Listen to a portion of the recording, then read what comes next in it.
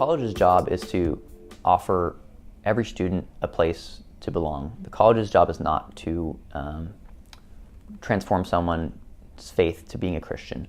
So as the student body president, it's not my job to be an evangelist to every single student as the student body president. However, it is my job as a Christian who is the student body president, as Josiah, to care about people and to care about their eternity. I don't want to shy away from that at all and say that, because of my position, it means that, I need to be impartial about that kind of stuff. Absolutely not. This is a Christian school. We care about our faith here, and we should feel comfortable celebrating that. And so I think something that needs to be clear from the leadership is that we're not going to shy away from our faith. We're not going to shy away from having events that talk about Jesus. We're not going to shy away from the Christian worldview that's in every single one of our classes, and it's constantly everything we do. We shouldn't shy away from it because we believe it, and we believe it's true, but we should also understand that it's not going to hit everyone's ears the same way, and that there needs to be more than just talking about it here at King's. We need to actually come beside our friends, come beside people that maybe we don't know as well. And this happens in the orgs, this happens in the houses, this happens on athletic teams. It's just a culture. And so culture changes by the leaders modeling what culture should be. So once again, a no gossip policy, the leaders actually caring about their faith, that kind of stuff I think is an important part of not making this harder for people who don't believe in Christ, instead making it actually a lot easier to just feel like they belong without having to believe the same thing we believe. I definitely think, again, and this is just a very simple answer to that. When you look at Christ, and he associated himself with various groups of people, and I definitely think if we were living our lives to seek and to imitate Christ, we should follow that example, and more so to understand that within this Christian community, we shouldn't ostracize anyone. We should implement the values of Christ, of love, compassion, sacrifice, and empathy. And I think for the students who aren't Christians, who don't associate themselves with Christianity, that the values that we apply, understand you don't have to be a Christian to be a good person. I hope non-Christians who are within the student body can recognize that and also can appreciate that and get something out of that along with their Christian classmates. So hopefully no one's using the school as being a Christian school to divide each other. If you don't necessarily agree with someone else's belief, we still can appreciate the same values that make you a good person, to love your neighbor, to encourage one another, to serve each other. Those things transcend just religion, and it's definitely something that helps our Christian faith, but it also helps people who don't believe either as well. There is a minority on campus that is not Christian. This is something that student leaders have to recognize and have to work with. As a Chamberlain last year, this was something that I specifically had to do in regards to, we have an honor code rooted in Christianity, so how do I deal with non-Christians and explain this to them? C.S. Lewis specifically does a good job of addressing this in his Abolition of Man, where he talks about the concept of the Tao, a universal moral standard that all societies, all religions can generally subscribe to over the years. And something that Schaefer really emphasized to me last year is don't just focus on Christian morality. Focus on, look, how do you want to live your life post-college? And what can we do to help you get there?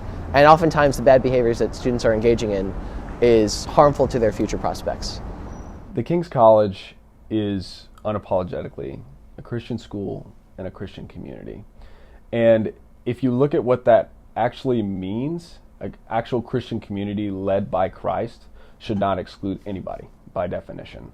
There are certain practices of the Christian faith, like praying and other things that people may choose not to participate in, but by definition, forcing someone to do anything, sign a statement of faith, any religious activity, I think defeats the purpose of choosing God and choosing to follow Him. And instead, we should create a community that exemplifies Christ's intentions for us as a community.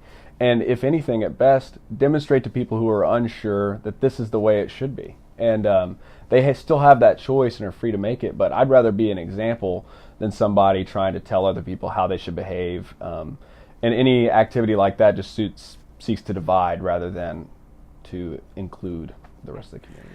When it comes to wanting to be a school where Christianity is the base of things, as is the school's mission, that is a beautiful thing, and I think every person who chooses to come here knows that that's a part of it, but students should never feel or should be looked at as less than if they don't prescribe to the Christian faith. And when thinking about this, I come back to again and again the word organic, that we can't say you need to be this certain way. Or I think that as a school, it's so important that we meet people where they are individually, and we listen to their experience, to their background, and what they have gone through and how that's shaped them and how it's been harmful to them or beautiful for them, and that is how we can connect, and that is how I believe Jesus met everyone that he came across in the New Testament, that he met them where they were, and he didn't ask them to change because he was, I don't know how to explain this, but I don't know. It's a hard question because there's no one answer. There's no Band-Aid response to, oh, Christianity's this and people are this way, so we should do this as a school.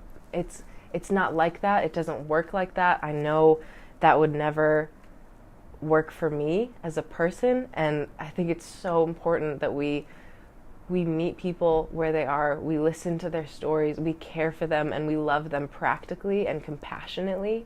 And without that, the Christian faith is just a title. It's just something that we place onto our mission, but that has no real meaning if people don't feel it. And so in classes, in conversations, if someone feels less than for asking a question or for sharing a personal belief, I think that's very wrong, and I don't think that's something we should support as a school, but that we should support caring for the individual, showing them love and hearing their concerns and their beliefs and what they're coming from, and not trying to put them in a box.